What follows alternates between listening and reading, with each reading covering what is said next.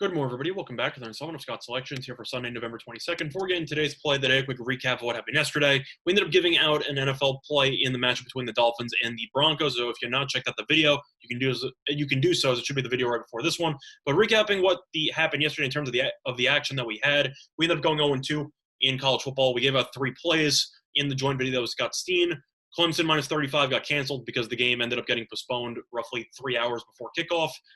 You had the Florida Vanderbilt over 67.5, which was available at minus 115 on FanDuel. That one ended up going up to roughly 68.5. Wasn't really close, lost there. And then we had a really bad beat with Boise State minus 13.5 and minus 118 on FanDuel. They were up 23 going into the fourth quarter, and then a lot of shenanigans happened, a couple of phantom penalties, a couple fourth down conversions, etc. And Boise State ended up only winning by 8 after getting outscored 15-0 in the fourth quarter.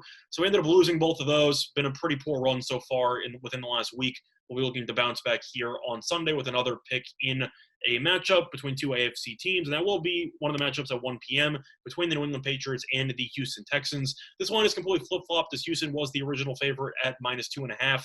Now New England is currently laying 1.5 or 2, even 2.5 in some spots, depending where you shop around. Before the play of the day, we're going to be looking at the Patriots minus 1.5, which is available on FanDuel at minus 114, a time recording of 3:08 a.m. Eastern Time. A couple reasons why I like the Patriots in this spot. First of all, it's a main reason of the fact that New England excels in the one area that Houston is awful at, and that is rush defense. New England is great at running the ball. They are averaging the second most rushing yards per game with 161.1 rushing yards per game, and they're going up against a Houston Texans team that coincidentally is giving up the most rushing yards per game to opponents, as Houston is allowing 167.4 rushing yards per game. So I expect New England to stick to their usual game plan, which is to stick to the ground game, set up some play action passing, let Newton use his mobility. You still have the likes of Damian Harris, Rex Burkhead. You also will be getting the return of Sony Michel, who's coming off IR, which is another solid running back to cycle in that committee. So I do think that New England, of course, with Cam Newton being the goal line back, etc., because every QB sneak he has basically is a touchdown, but New England should be able to move the ball at will on the ground. You saw how Houston was struggling against Cleveland last week in the poor weather because of the fact that they couldn't stop Chubb and company.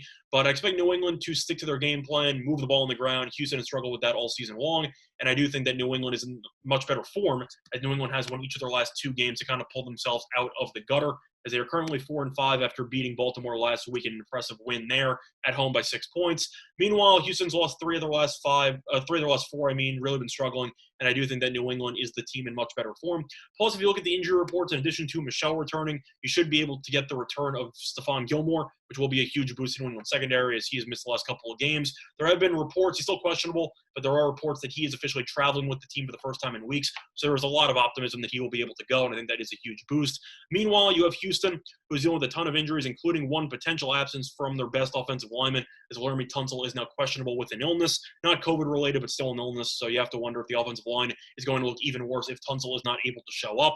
You still have Kenny Stills, who's questionable with a back injury, and you also are down the number 1 running back on the roster, as David Johnson has been put on IR with a concussion. So Houston will be with Duke Johnson, their backup running back, as their starter, potentially without their star tackle and without a depth receiver in Kenny Stills, while New England is getting back their original starting running back and their best corner, and arguably the number 1 corner in all of football. So for that reason, I do think that New England should be able to win this game. I do think this game will be close. I think this game will be pretty ugly to watch, but I do think that minus 1.5 is a pretty solid deal. I think that New England should win this game by at least 3 points. So the play of the day, once again, here for Sunday, November 22nd, is going to be on the New England Patriots, minus 1.5, which is available on FanDuel at minus 114. That's been the Scott's Selections. Good luck to all of you and your respective bets today. Bye, everyone.